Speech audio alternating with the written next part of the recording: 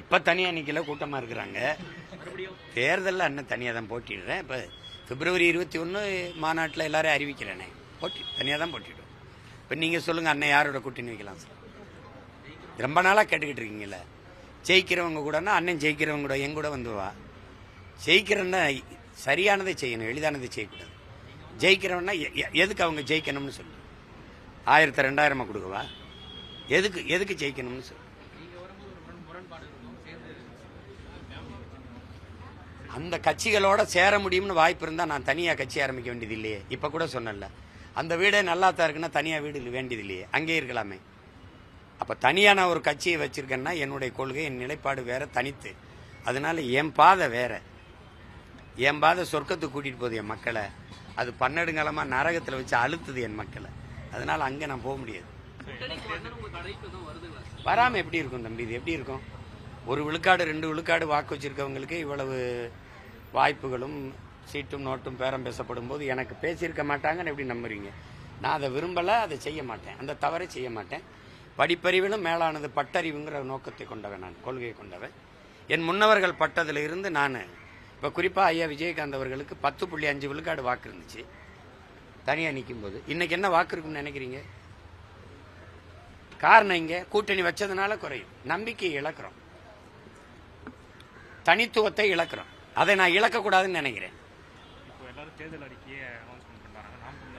அது வெறும் தேர்தல் அறிக்கை தானே, புதுசா ஒன்றும் இல்லையே. இந்த 1000 ரூபா கொடுத்ததுல கூட 1000 கொடுக்கறதுங்கிற ஒரு அறிக்கை இல்லை, அது ஒரு அறிவிப்பு. ஆனால் அண்ணன் தேர்தல் அறிக்கை கொடுக்கல, எலெக்ஷன் மேனிஃபெஸ்டோ இல்லை. ஆட்சி எப்படி நடக்கும், எப்படி நடத்தணும்னு ஒரு எப்படி சொல்றது, பைபிள் பகவத்கீதை குர்ஆன் மாதிரி ஒரு அப்படி கொடுக்குறேன். அது ஒரு இது ஒரு இது மாதிரி கொடுக்குறேன். நான் இல்லைனாலும் நீங்க ஆட்சி செய்யலாம். படிச்சு இந்த அண்ணன் சொல்லிக்கிறது சரியா தானே இருக்குது, இதை வச்சு ஆட்சி செய்யலாமே. கல்விக்கேற்ற வேலை, வேலைக்கேற்ற சம்பளம், அதை கொண்டு வாழ்கிற பெருமை மிக்க வாழ்வுங்கிறார். இலவசத்தை ஒழிப்போம். கையேந்தும் போது தன்மானத்தை இழக்கிறான்.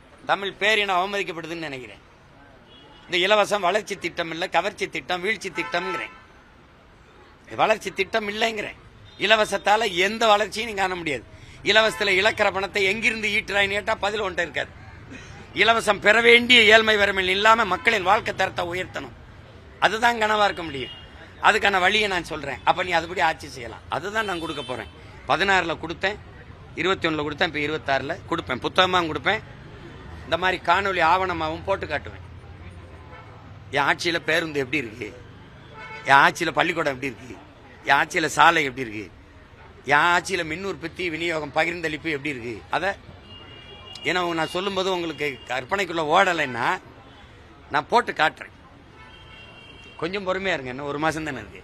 பிளே ஸ்டோர் மற்றும் ஆப் ஸ்டோரில் இருந்து பாலிமர் செயலியை QR கோடு மூலம் பதிவிறக்கம் செய்யுங்கள். செய்திகளை உடனுக்குடன் பெறுங்கள்.